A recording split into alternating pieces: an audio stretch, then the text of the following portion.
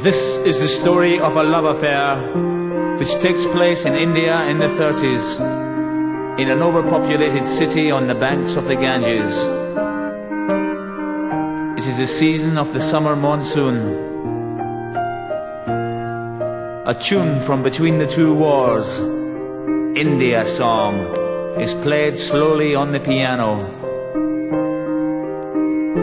India Song.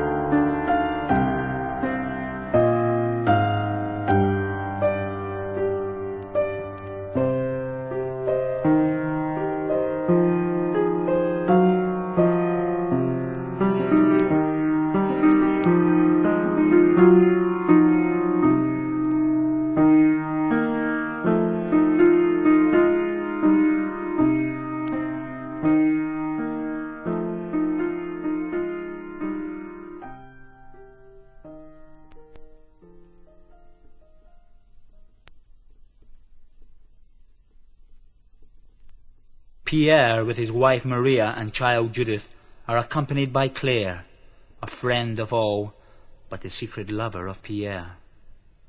Maria is aware of this secret. They arrive in a village, locked in a storm and held in disarray, as the hotel is so busy they must sleep with other guests in the corridor. The police search for Rodrigo Piestra, who has committed a crime of passion, the murder of his young, unfaithful wife.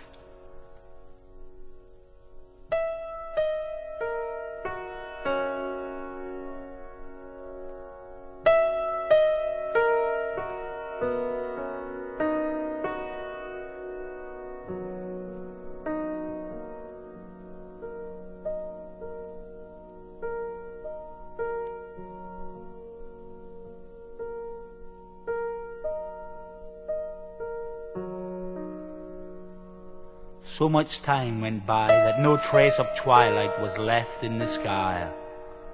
Don't expect any electricity tonight, the manager of the hotel had said.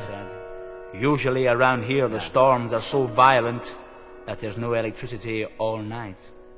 There was no electricity. There were going to be more storms, more sudden showers throughout the night.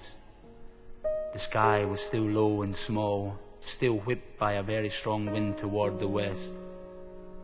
The sky could be seen perfectly arched up to the horizon, and the limits of the storm could be seen too, trying to take over more of the clearer parts of the sky. From the balcony where she was standing, Maria could see the whole expanse of the storm. They remained in the dining room. "I'll be back," Maria had said. Behind her in the corridor, all the children were now sleeping. Among them was Judith. When Maria turned around, she saw her asleep, her body outlined in the soft light of the oil lamps hooked up on the walls. "As soon as she's asleep, I'll come back," Maria had told him. Judith was asleep.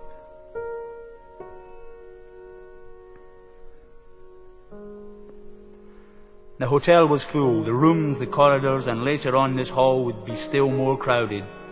There were more people in the hotel than in the whole district of the town beyond which stretched deserted roads all the way to Madrid, toward which the storm was moving since 5 o'clock, bursting here and there, its clouds breaking and then mending again, to the point of exhaustion.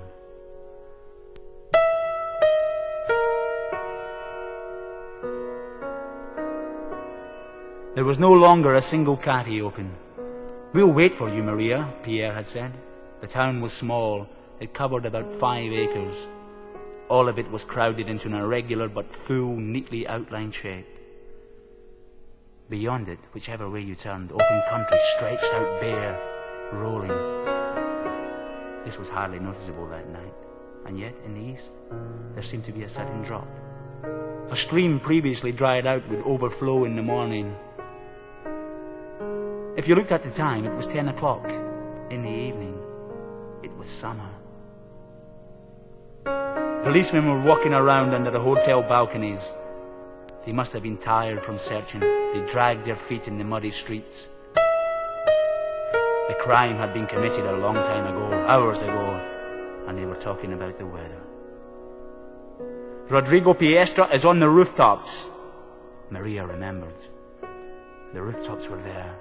They were empty. They were shining dimly under the balcony where she was standing. Empty.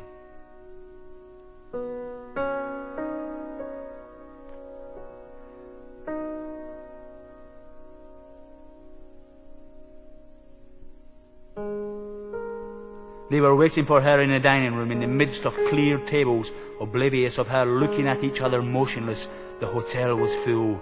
There was no other place for them to look at each other except there.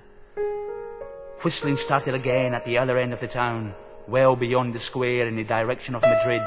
Nothing happens. Policemen gathered at the street corner on the left, stopped, and moved off again. It was just a break in the waiting period. The policeman walked by under the balcony and turned into another street. It was much later than 10.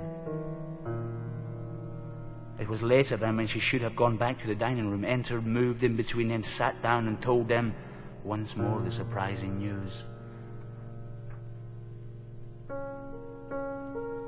I've been told that Rodrigo Piestra is hiding on the rooftops. I've been told that Rodrigo Piestra is hiding on the rooftops.